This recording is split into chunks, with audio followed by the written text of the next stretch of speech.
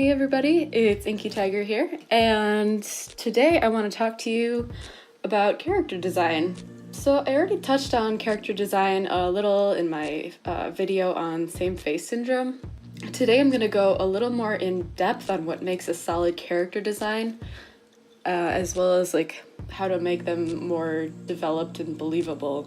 Believable and realistic are not the same thing, by the way. I'm going to try and cover the basics, and then I'm going to add some stuff that'll help bring some life to your characters. They're not just like a DeviantArt base with different colored hair. One of the first things that you should focus on, and I think I said this in the same face syndrome video, the start to a good character design is having a strong sense of shape. You can take that literally and have like actual like square and circle shapes incorporated into the character. So say Wreck-It Ralph is literally squares. Or you could incorporate the shapes a little more subtly into the character design. So I'll use, say Avatar: The Last Airbender. Certain characters were more square or rounder or more angular, but they weren't necessarily actual circles and squares. The topic of shape actually brings me to two things: using silhouettes and motifs to make your character stand out. So silhouettes are a major part of character design in animation, but the concept translates pretty well to comics and all around good character design in general, honestly. You should be able to tell characters apart even without showing faces.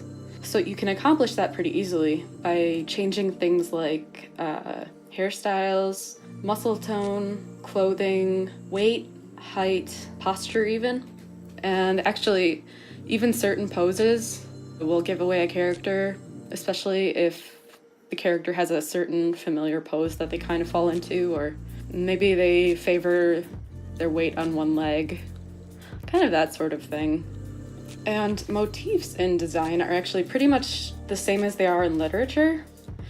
And by that, I mean it's a design that's repeated or suggested at multiple times throughout a design.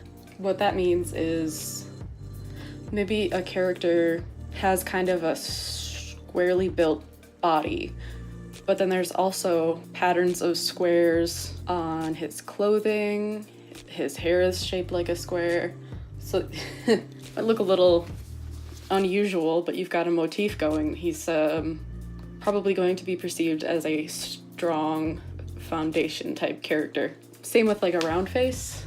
That's another good example. Maybe the character has a really round face, round eyes. Maybe they wear a button up with big circle buttons, or overalls with two circle buttons.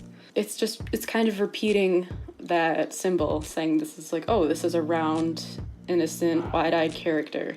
So that's another example.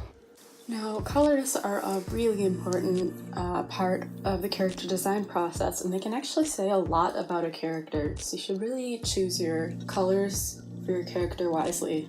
It's always a good idea to put some thought into what kind of colors your character is going to have most prominently, I guess. And this isn't even just about clothes. A really good example of this is how, say superheroes, for example. If you see black and yellow, which superhero do you think of? Batman. It's a really iconic color combination. Iron Man, red and gold. Hulk, green and purple. Captain America, red, white, and blue. Superman, red, yellow, and blue. These color choices were really bold statements, and they're actually, when you combine these colors together in just a palette, people can instantly recognize what it's supposed to represent or which hero it relates to. That being said, it's good to at least be aware of what colors represent. That way you know if you're at least following what is usually accepted, or you know you're kind of subverting the trope, which can also be fun, but you should do that intentionally, not unintentionally. So I'll just run through a quick list of the colors and the characteristics that they kind of represent. Oh my god. Red is usually a signifier of passion, power, and aggression. Orange is a little more toned down, so it's not necessarily as aggressive, but it does represent energy and playfulness and vibrance. And yellow is also kind of in that warm group, but it's kind of a more chill version of both of those, I guess. So traits that are commonly associated with it are friendliness, cheerfulness, and if you want to play with this, it is also used as a warning sign. So it might not necessarily have to be happy-go-lucky if your character has that in their design somewhere. Green is symbolic of balance, stability, and prosperity, and nature. Nature's kind of the easy one, it's kind of a dead giveaway, but the balance and stability kind of come from it being the bridge between the warm and the cool colors. Blue is interesting because it's kind of the color that's used most when you want to gain the trust of someone else. So you see blue used a ton in social media, you see a lot of blue in hospitals and hospital logos, and I think actually a lot of bank logos as well. Blue signifies trust. It's a calming color, it's very soothing. There's also kind of a sense of freedom because we kind of associate blue with the sky and water, so there's a sense of space. Purple tends to signify mystery, elegance, and regality. I mean, oftentimes it was associated with royalty in the past. Depending on how light or dark the purple is, it can also be associated with romance. Pink is usually associated with youth, innocence, and softness. Black is confidence, mystery, and sophistication. Brown tends to signify strength, reliability, and it's kind of like green. It has like a more rustic feel to it, so it kind of also belongs in the natural category. And finally, white is actually kind of a complementary color. It goes with everything, really, and it can be seen as pure, but it can also be seen as sterile, so you can play with that in interesting ways. So knowing these things, you can match them to your character's personality, or you can find ways to subvert the trope and make things interesting. Just make sure you're doing it on purpose, because if you're not, that's gonna end bad, friendo. Also, try to use harmonious colors or complementary colors, and if you do complementary, make sure you're kind of like using one as an accent and the other one as the main one, so it doesn't get too overwhelming. Unless it's the point of the character, I guess. Then have at it. Another really important thing about character design is factoring in expressions. Now, expressions are interesting because they're kind of a spectrum. Expressions are going to differ from character to character. So what passes as annoyance for one character might look vastly different on another. I'll give you an example. If one character is reserved, the spectrum of their emotions will remain on that range, unless something pushes them out of their comfort zone, or there is a reason for them to act out of character, kind of like a shock to the system. And likewise, if you have a boisterous character, their emotions and expressions will be strong, perhaps dramatic or overemphasized.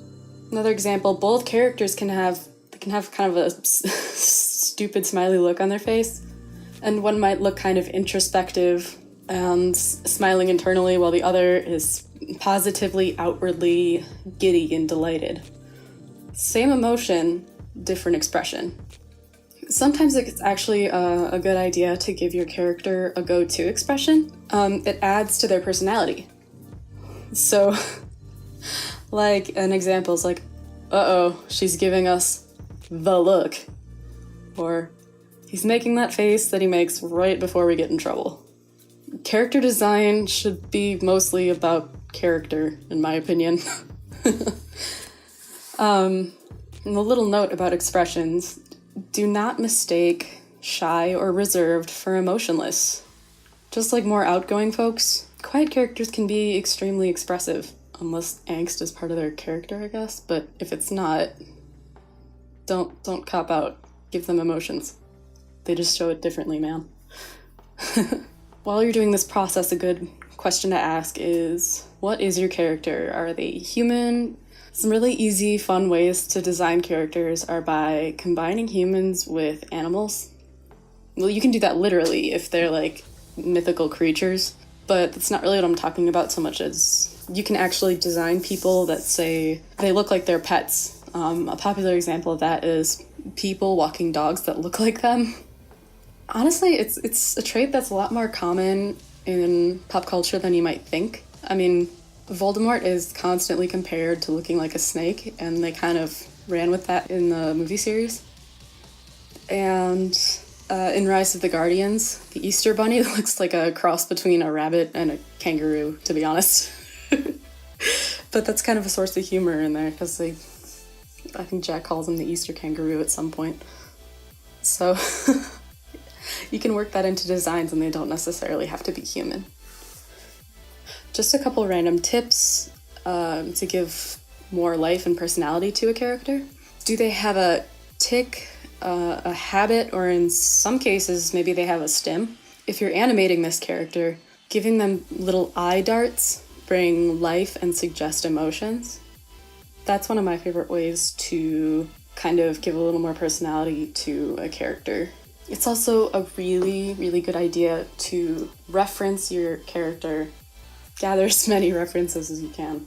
If there is a comic or a show that's inspiring this character, reference it. I don't know why there's this big stigma against like referencing pictures. It doesn't make you any less professional. In fact, most professionals use reference pictures. Doesn't mean that you can't draw, it just means that you're drawing from life.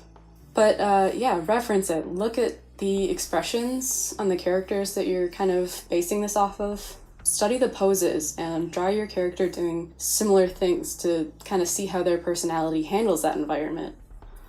Maybe they aren't super confident, so they point their toes inward. Or maybe they're a little overenthusiastic and they kick higher and more excitedly than the character that you're referencing. It's great practice as long as you aren't being derivative, like don't steal people's stuff, but definitely reference it, that's always good. Which actually leads me to what I think is most important, and this isn't just for animators, actually. This is good for character designers, comic book artists, really anybody who's creating characters. Draw your character in motion, and I don't mean actually animating them, but draw them going through motions, like actively doing things. It's a major giveaway of personality, and it can be anything, like maybe them opening a door. Are they kind of hesitant? How do they blush? How do they pet a dog? What's their expression when they're reading? How do they talk to strangers? Are they kind of nervous, or are they kind of one of those people that launches into their entire life story on the bus? I mean, that's a character right there. What is their expression while they're doing these things? And it's okay if things don't turn out while you're trying this, because now you'll kind of have an idea of what the character wouldn't do. Or maybe it turns out that you pegged them wrong and they're actually kind of enjoying whatever action they're doing. If they enjoy said thing that they're doing, does it reflect on their appearance or demeanor somehow? Cool example of this would be like, hey, this person is obsessed with tigers, so they have like a tattoo of stripes down their arm. I don't know, I'm just spitballing. Probably a better example would be, say, the character that you're looking at right now. I don't think she has a name yet, but she's part of a comic I've been on and off working on over the past couple years. She's kind of into, how do I describe her? She's just into unicorns and sparkly things and K-pop, and I think her dream when she was younger was to become a magical girl. So yeah, basically, as an adult, she's living out her life as a magic pixie dream girl, or she's trying her best.